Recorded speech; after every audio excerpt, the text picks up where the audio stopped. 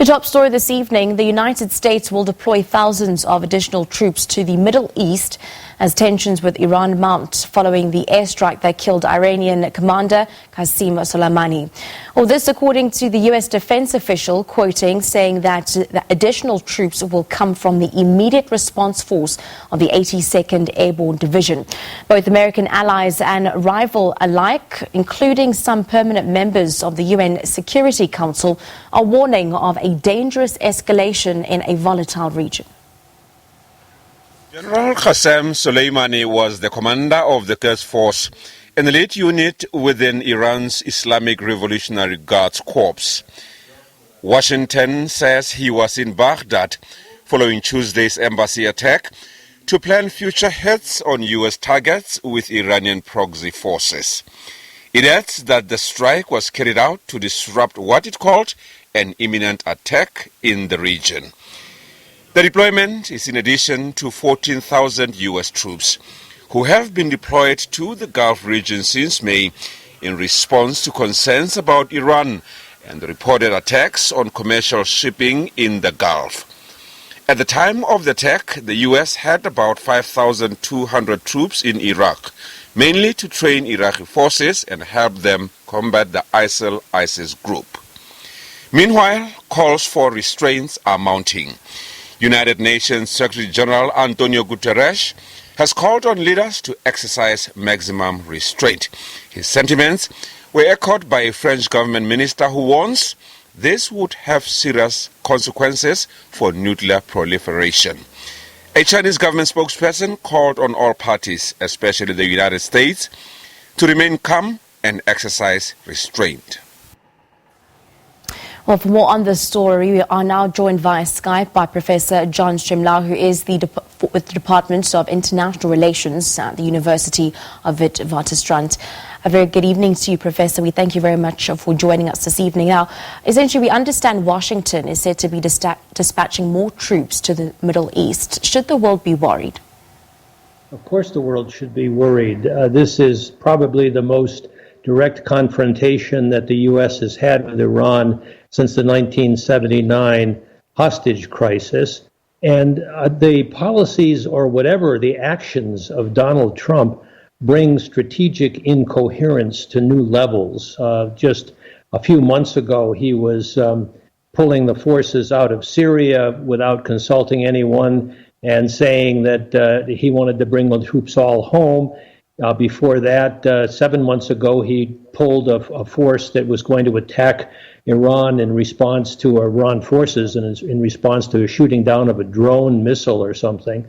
And now he's getting in deeper and deeper in ways that I don't think he's thought through at all for secondary effects or follow-on effects. And our such deployment needs congressional approval. Is Trump seeking this approval? No, he has not. He's not consulted with anyone, his allies or anyone on the Hill. Nancy Pelosi has taken him to task over this.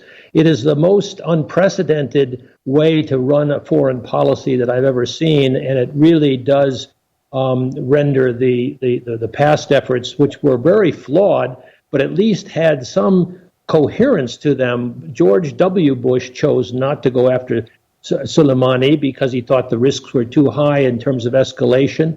Barack Obama made the same decision. The Pentagon's been tracking this guy for years. They knew exactly where he was, and they just decided in the past that they wouldn't. They never got the order from the president to do it. Donald Trump down in Mar-a-Lago took one look at this recommendation from his Secretary of Defense, I guess, and said, yes, let's go ahead and take this guy out. Now what? Yeah. With that being said, is there now any appetite for war with Iran in Congress? Well, of course not, but it's probably not. You know, we tend to think in traditional terms. Iran has been under what Trump calls maximum pressure, but so has America been under what Iran considers to be pressure, such as the demonstrations against the embassy in Baghdad last week. They fight unconventionally. I would expect their response to this would be something like a cyber attack or the killing of U.S. embassy people somewhere blowing up of an ally's assets like they did months ago through surrogates in Saudi Arabia. Remember when they blew up those oil installations? They fight very unconventionally, and it is a region that they care about. They're not a global power, they're a regional power, and these conflicts are deeply religious on top of that. And the U.S. is there, but they don't like having killed the number two in the Iranian government, Soleimani. And surely the world must possibly fear any other sides rushing to pull any trigger. Well, I think that the Russians and the Chinese will probably be urging restraint as everyone else does. But the real tragedy in all this is that from the U.S. and the other major powers, the only real interest they had was nuclear proliferation, making sure that the Iranians did not go to an antagonistic level of nuclear arms. And that agreement in 2015 involved sanctions, economic sanctions, and it got the Iranian response proportionately. Iran has got many domestic problems, and they really wanted to get involved in the international community and to do it diplomatically. I think ultimately the regime in Iran will be brought down or not by the people of Iran, not by a regime change half-hearted effort that inconsistent effort that Donald Trump has been mounting. Yeah, if we have a look at some of the groups that are being backed, Iran-backed Shiite groups, and they gained strength in Iraq after the 2003 US-led invasion. Today, there's then been tens of thousands of fighters. Under Soleimani's supervision, they also played somewhat of a leading role in battling Islamic State. This possibly could suggest that we could be heading for widespread sporadic proxy wars in reunitation. Well, of course, and that is a danger. And what they learned in Lebanon when they backed Hezbollah was the utility of working through these surrogates. But don't forget, in the case of Iraq, that Iraq is a majority Shia Muslim country. The Sunni minority was dominating under Saddam Hussein. George Bush, by taking out the Iranian leader, made the situation worse because the Iraqi leader made the situation worse because then Iran went into Iraq with good support from the Shiite majority. And that has made it very difficult for the Americans to get out in a way that Donald Trump promised back in the 2016 campaign. And now they're escalating by bringing more forces out to the region. So it's really kind of crazy and uncertain right now. Yeah.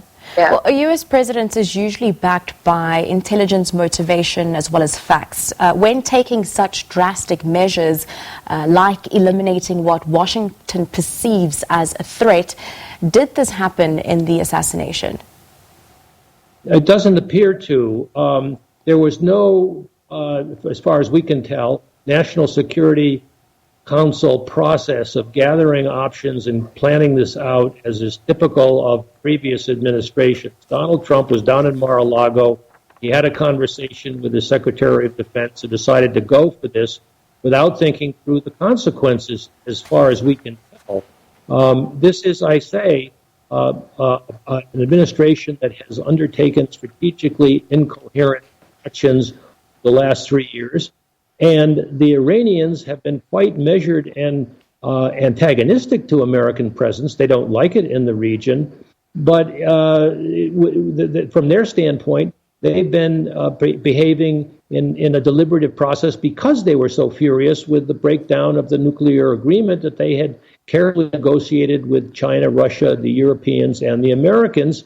And that really was the big game for the rest of the world, including South Africa, that was trying to get its economic interests in Iran back on track, and at the same time not have Iran become a active nuclear power. The Iranians now seem to be developing their nuclear capacity. Speaking of South Africa, what would some of the implications be for the country? Well, the implications have already been seen by the jump in oil prices today. Whether they stay or not remains to be seen, but my guess is if there is going to be some sort of a reprisal from Iran against U.S. assets in the Middle East region, then that can only mean more instability in the oil markets, which would raise the prices for us with our economy already under stress. So it's not good news for South Africa, but at least we're not in the line of fire. Now, what is the timing, the significance of the timing behind this assassination? Could it be possibly that he's deflecting from the current impeachment process? Well, that's an interesting question, but I don't believe so. I think he was reacting to the demonstrations at the U.S. Embassy and being belittled and ignored for all of his inflammatory and antagonistic rhetoric. You know, I'm going to bury Iran and I'm going to make sure that it's going to be a short and complete war. Don't forget, as I said at the outset, he pulled back from an airstrike that was intended as a measured response 8 months ago, and he then pulled out of the Syrian conflict so that the Iranians rightly thought that here's a man under impeachment with an election coming up. We can get away with getting our position more consolidated for our regional strategy, and the Americans be damned. He's not being taken seriously now. The fact that he would kill Soleimani, which is really like killing the head of the U.S. Armed Forces, is bound to get the Iranian government in a position where it wants to exercise some response in a way that could be further destabilizing and escalating. I have no idea what's going to happen, but it's not good. Now, you have some spectators saying that President Trump took this gamble, knowing quite well that other world powers would also use this time, not only allow such a potentially apocalyptic war to unfold. They also say that he was just using the assassination to possibly strengthen his position ahead of elections. What is your view on this, Professor? Well, I don't think of Trump as thinking very far ahead on anything. He seems to act more impulsively. And I can't see, frankly, that this will suit him well politically, because he's already got the Republicans very nervous by what might follow. If the Iranians respond in a way like we recall 1979 when they took hostages, they effectively denied Jimmy Carter a second term and brought forth the Reagan administration. In this case, it's likely to have a blowback effect, or could have a blowback effect, that would benefit the Democrats. But we don't know, because we don't know what the Iranians are going to do, and then we don't know what Trump does as a follow-on action. So that it's very unstable, in the most unstable part of the world, and I can't be sanguine or relaxed about anything right now there, but I just don't know what's going to happen next, and I don't think anybody who does or claims to is either lying or a fool. Yeah, speaking and touching on those compounding effects that we could possibly see, how much more uglier can we expect the tensions specifically in the Middle East to rise in the wake of these escalating tensions? I'm worried. I think they're going to rise greatly, and I expect that there will be some response from the Iranians, but I don't think it'll be an attack on the American homeland. I mean, I think that would be an escalation too far, and they don't have the capacity to do so. But they certainly, under Soleimani and his now successor, the number two, Gayani, are capable of working with their allies in the region to make the American presence there very uncomfortable, if not disastrous. Thank you very much for your time this evening, Professor John Stremlau from the Department of International Relations at the University of Witwatersrand.